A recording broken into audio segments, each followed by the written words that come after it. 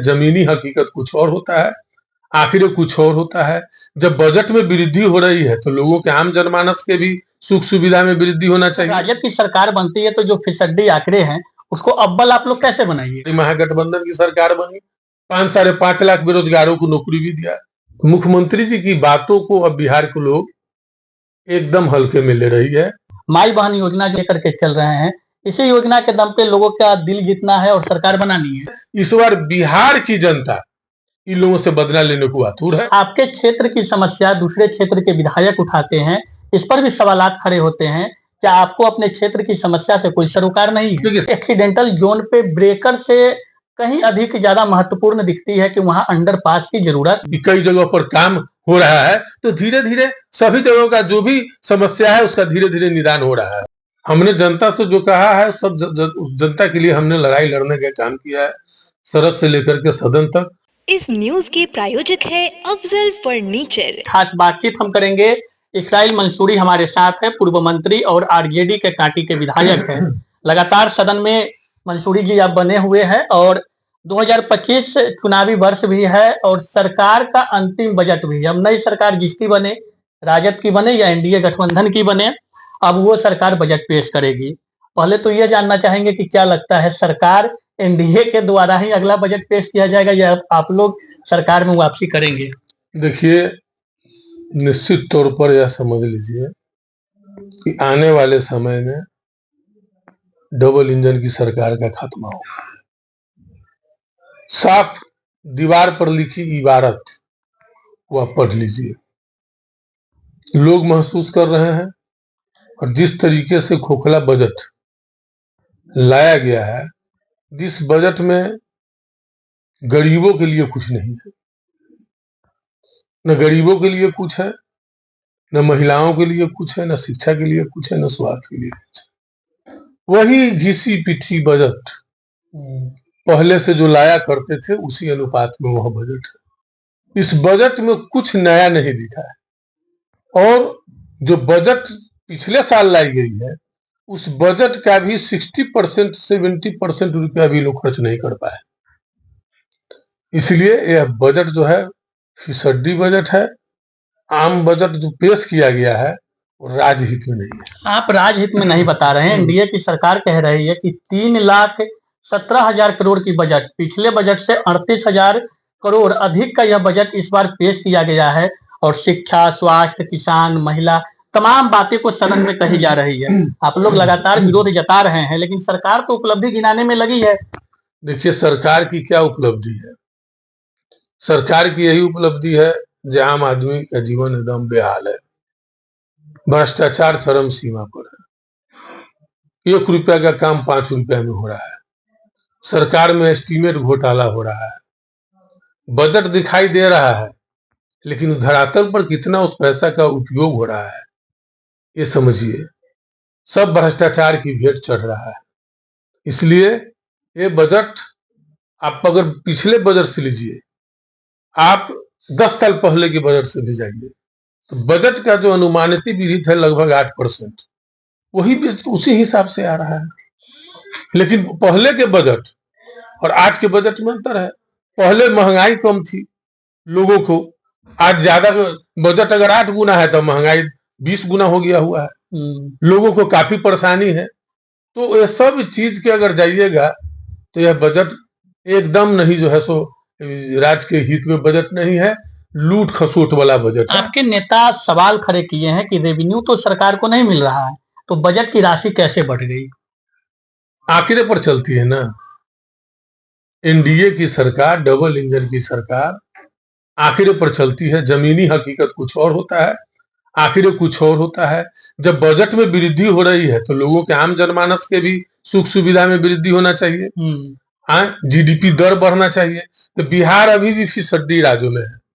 गरीबी में भी सबसे फर्स्ट नंबर पर है, पलायन में भी फर्स्ट नंबर पर है, बेरोजगारी में भी फर्स्ट नंबर पर है और शिक्षा में भी फर्स्ट नंबर पर है। तो जब सब चीज में आप एकदम निचले पायदान पर जा रहे हैं तो ये बजट का आंकड़ा कागजी आंकड़ा है, ये बिहार के साथ धोखा हो रहा है। तो सपोज दैट अगर राजद की सरकार बनती है तो जो फिसड्डी आंकड़े हैं उसको अव्वल आप लोग कैसे बनाइएगा? निश्चित तौर पर राजद के लोग युवा नेतृत्व तेजस्वी प्रसाद यादव जी आधुनिक युग के हैं, वो चीजों को संभालना जानते हैं। आप देखे होंगे यही लोग थे, यही लोग हैं, यही माननीय मुख्यमंत्री जी है। क्या बोलते थे 2020 में कि कहां से पैसा लाएंगे? सुशील मोदी जी आदरणीय चल बसे, स्वर्गवासी हो गए। उन्होंने शिक्षकों की वेतन के मामले में किस तरह की प्रतिक्रिया देने का काम किया था, लेकिन क्या सब चीज में सुधार हुआ? हमारी महागठबंधन की सरकार बनी, 5-5.5 लाख बेरोजगारों को नौकरी भी दिया, 3 लाख बेरोजगारों को नौकरी के प्रक्रिया करके भी आया। आज सबको वेतन मिल रहा है कि नहीं मिल रहा है? सबके बावजूद सदन में गर्मा गर्मी का माहौल है। मुख्यमंत्री कहते हैं तुम्हारे पिताजी को, आपके नेता को इस प्रकार कि मुख्यमंत्री हम बनाए, उप मुख्यमंत्री मेरे कृपा से बने। सम्राट चौधरी कहते हैं कि बच्चा है। तमाम तरह की बातें आ रही है सामने। देखिए, मुख्यमंत्री जी तो बहुत सारी बातें कहते हैं। मुख्यमंत्री जी तो ये भी कहते हैं कि 2005 से पहले महिलाएं कपड़ा पहनती थी। मुख्यमंत्री जी की बातों को अब बिहार के लोग एकदम हल्के में ले रही है। मुख्यमंत्री जी क्या किस समय बोलेंगे उनका कोई अब दायरा नहीं रह गया है। मुख्यमंत्री जी अस्वस्थ हो गए हैं, मुख्यमंत्री जी भूल जा रहे हैं, वही रटी रटाई बात मुख्यमंत्री जी बोलते हैं। ये बिहार की जनता महसूस कर रही है। अगर मुख्यमंत्री जी को बोलना था तो 2020 लगभग 20 वर्ष से वो मुख्यमंत्री हैं, उनको अपने विकास के बारे में बोलना चाहिए। हमने क्या किया? आपसे बात हो रही है, आप बजट जैसे महत्वपूर्ण मुद्दों पर बोल रहे हैं, तो अपनी उपलब्धि उनको बोलना चाहिए, नहीं कि किसी का। आपको अगर ठीक है 2000 पहले से कुछ अच्छा नहीं था तो आपको अच्छा करने के लिए जनता ने आपको सौंपी थी। अब 20 वर्ष हो गया, 20 वर्ष में नौजवान का भी बेटा नौजवान हो गया, 2 दशक हो गया। 2 दशक एक लंबा अवधि आपको बिहार के लोगों ने बैठाने का काम किया, कुर्सी देने का काम किया। तो आप यह बात न बोलिए कि हम कितना जीडीपी दर बिहार के लोगों को बढ़ाए, हम कितना नौकरी बढ़ाए, कितना हम पलायन रोके, कितना कल कारखाना खोले। इन सब चीजों पर आपको बिहार की जनता की बोलना चाहिए, न कि 20 वर्ष पहले की बात बोलना चाहिए। तो आज आप लोग जो लेकर के माई बहन मान योजना चल रहे हैं, आपके नेता चल रहे हैं, इसी योजना के दम पे लोगों का दिल जीतना है और सरकार बनानी है। देखिए, हम लोग आदरणीय नेता प्रतिपक्ष श्री तेजस्वी यादव जी जो माई बहन मान योजना लाए हैं, इसके पीछे बहुत बड़ा रीजन है कि हमारे पिछले पंक्ति की महिलाएं, घर की महिलाएं अगर सबल होती है तो घर का विकास होता है। तो महिला कैसे सशक्त हो? महिला के पास में 2500 रुपया प्रति माह मिलेगा, महिला अपना बच्चों को पढ़ाने लिखाने का काम करेंगी, ट्यूशन फीस की कोई दिक्कत नहीं होगी, स्कूल भेजने के लिए कपड़े के बच्चों को दिक्कत नहीं होगी, स्वास्थ्य कोई बीमारी होगा उसमें कुछ कोई दिक्कत नहीं होगा। तो कैसे हमारा परिवार समृद्ध हो? अगर महिला समृद्ध होगा, परिवार समृद्ध होगा तो समाज समृद्ध होगा। तो यह दूरदर्शी पिछले पंक्ति के लोगों को कैसे जीवन स्तर में सुधार हो, इसके लिए दूरदर्शी बहुत बड़ा कदम है माई बहन मान योजना। और उन्होंने विकलांग, दिव्यांग, वृद्धाजनों को लिए जो लाया है कि 400 के बजाय 1500 रुपया उनको मिलेगा वृद्धावस्था पेंशन। ये इन सब चीज है जो बुनियादी लोग आएंगे, साथ में आएंगे। देखिए, लोग तो पहले भी आए थे।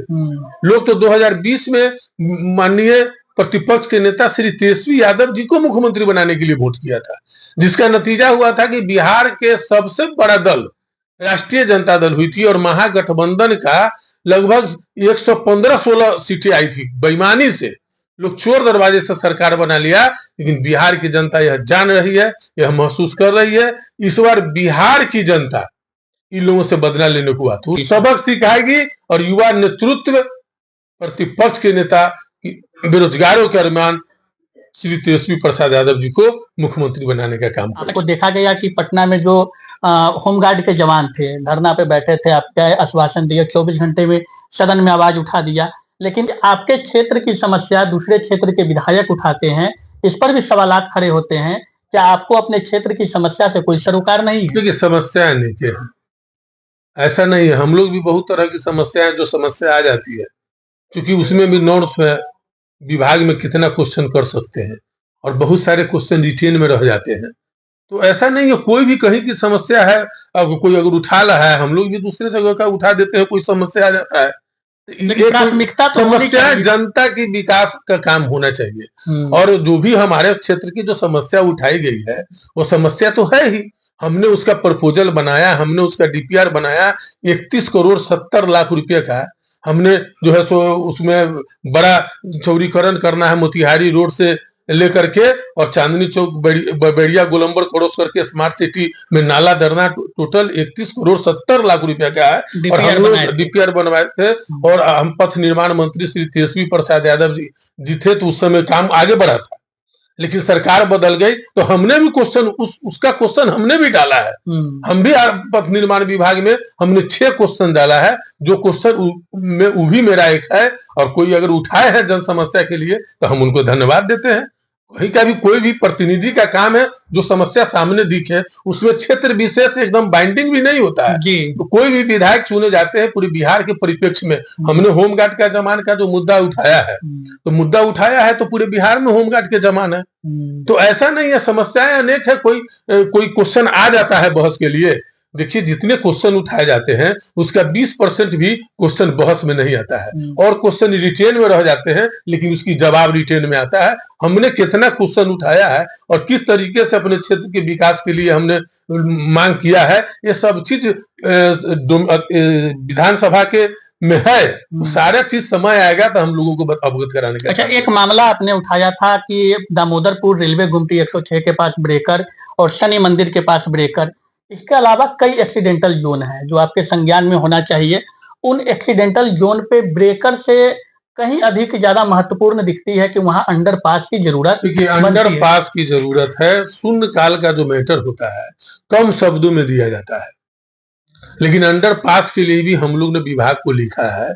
आपको देख रहे हैं संगम घाट के नजदीक भी अंडरपास बन रहा है जी। और 2 अंडरपास आपको कांटी में बन रहा है। और शनि मंदिर के तक लेकर के आना है उसको, शनि मंदिर तक लेकर के आना है। तो ऐसा नहीं है, जो समस्या है बिना समस्या को अवगत कराए कार्य प्रारंभ नहीं हुआ है। हम लोग शुरू में ही जो ब्लैक जोन जो साबित हुआ था, जो कहाँ ब्लैक जोन है जहां दुर्घटनाएं ज्यादा होती है, उन सब चीजों को हम लोगों ने विभाग को अवगत कराने का काम किया था, चिट्ठी पत्री लिखने का काम किया था, जिसका साफ उदाहरण दिखाई दे रहा है कि कई जगहों पर काम हो रहा है। तो धीरे धीरे सभी जगहों का जो भी समस्या है उसका धीरे धीरे निदान हो रहा है। अब तो विधानसभा चुनावी वर्ष है, तो चुनाव के लिए जाएंगे, अपने पुराने वादे के अनुसार क्षेत्र के जनता के लोगों के बीच में जाएंगे, या पार्टी का जो मैनिफेस्टो है खासकर माई बहन मान योजना उसको लेकर के जाने का? नहीं, हम सभी चीजों को लेकर के जाएंगे। हमने जनता से जो कहा है सब जनता के लिए हमने लड़ाई लड़ने का काम किया है, सड़क से लेकर के सदन तक। और हमारा जो पार्टी का मैनिफेस्टो है उन तमाम मुद्दों को लेकर के हम जाने का काम करेंगे। और इसके बाद भी एक मानसून सत्र भी आएगा जी, 4-5 दिन का मानसून सत्र भी आएगा। बजट सत्र आखिरी है, बजट सत्र आखिरी है। चलिए, तो इसराइल मंसूरी हमारे साथ थे। विधानसभा बजट सत्र और क्षेत्र के मुद्दों पे बातचीत हुई। देखने वाली यह बात होगी कि तेजस्वी यादव के दावे और एक तरफ एनडीए का लक्ष्य 225 जनता किस हिसाब से लेती है, और आने वाले समय में सरकार कौन बनाता है, यह देखना दिलचस्प होगा। बने रहें बीडी न्यूज के साथ। शादी का फर्नीचर सेट 34,500 से स्टार्ट। AFZ फर्नीचर के ऑफिशियल यूट्यूब चैनल पर विजिट करिए विशेष जानकारी के लिए और परचेज करिए बिहार के सबसे बड़े शोरूम से।